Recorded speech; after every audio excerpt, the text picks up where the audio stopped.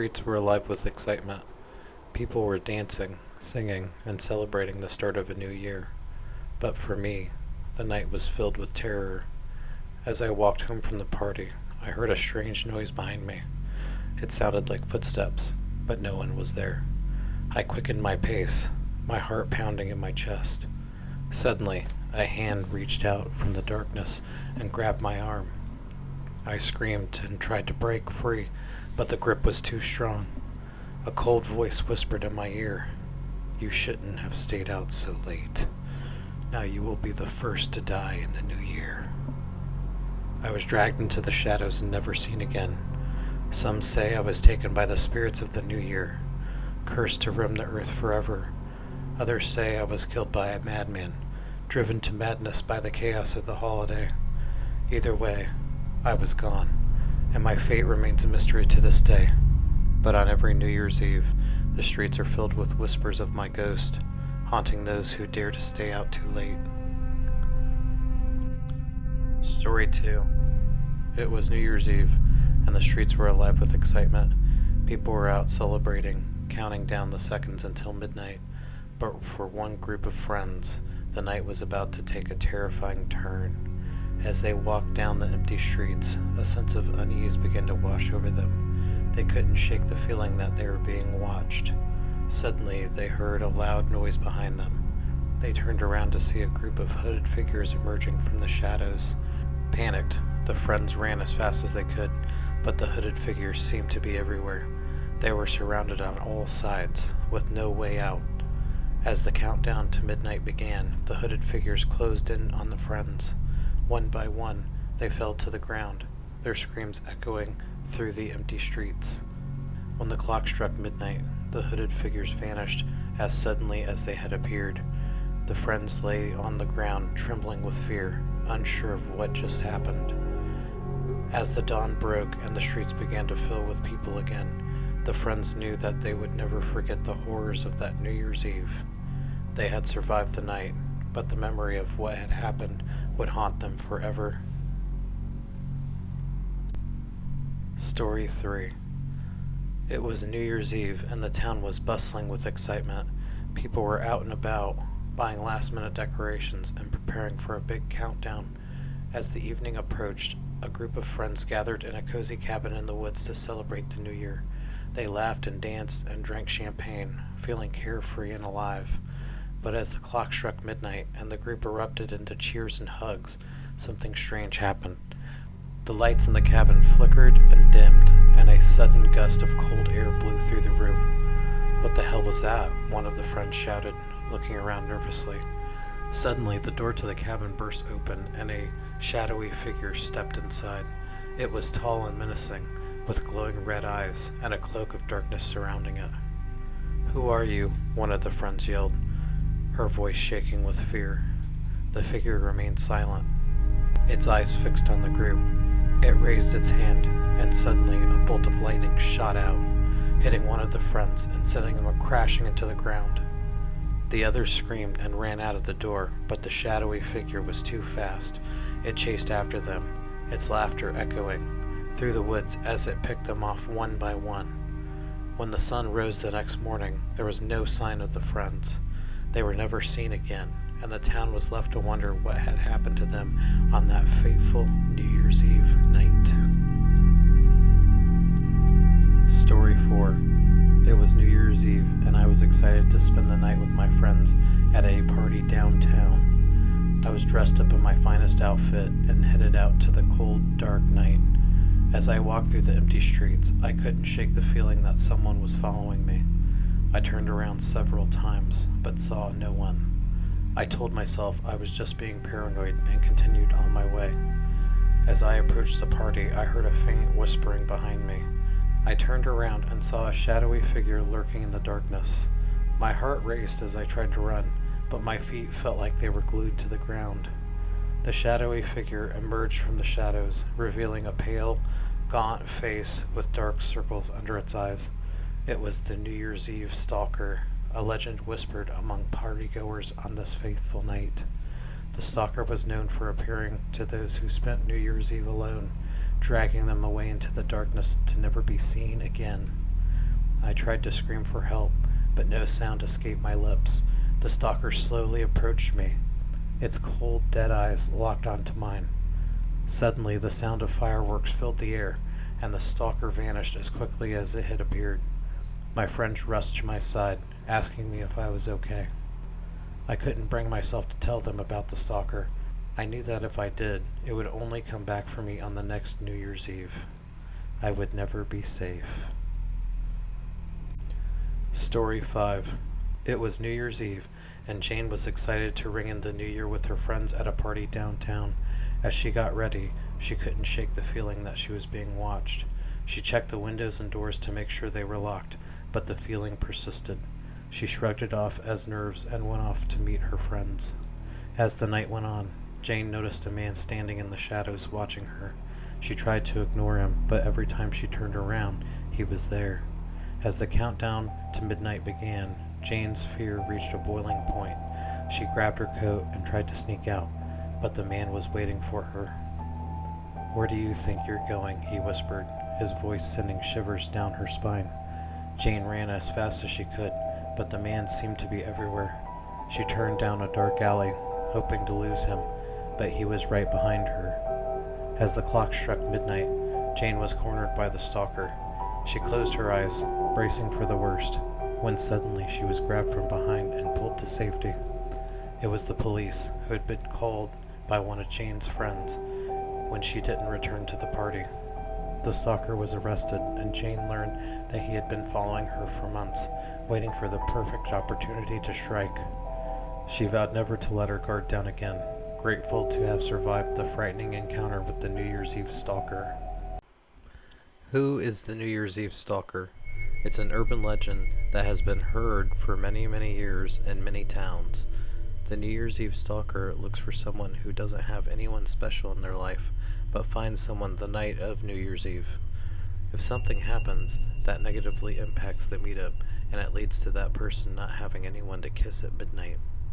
The New Year's Eve stalker is awakened. When the New Year's Eve stalker finds out you don't have anybody, it smells you out, gets a scent of you, searches for you, like an animal.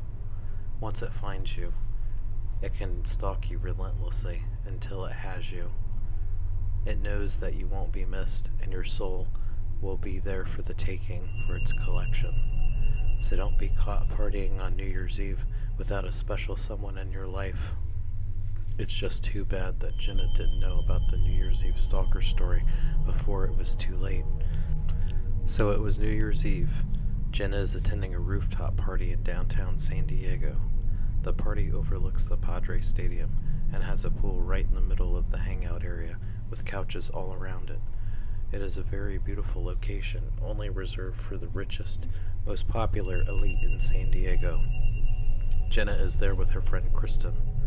They are perfectly content hanging out together as friends and not pursuing anybody else for the rest of the night. They have their first glass of champagne, and they're feeling pretty good. Their favorite song comes on, and they get on the dance floor and let loose a little bit. They are having such a good time.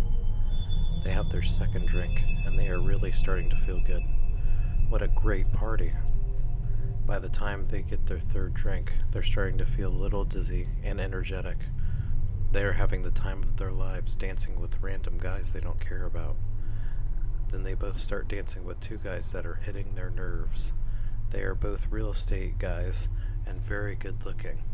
After being out on the dance floor for a while, they all sit down on the couches by the pool, all dressed up in New Year's suits and dresses. Jenna and Kristen introduce themselves more formally to Dan and Mark. They all discuss the great time they're having, and there seems to be a definite compatibility with Jenna and Dan, and Mark and Kristen respectively. The two couples are a great match. This seems so perfect.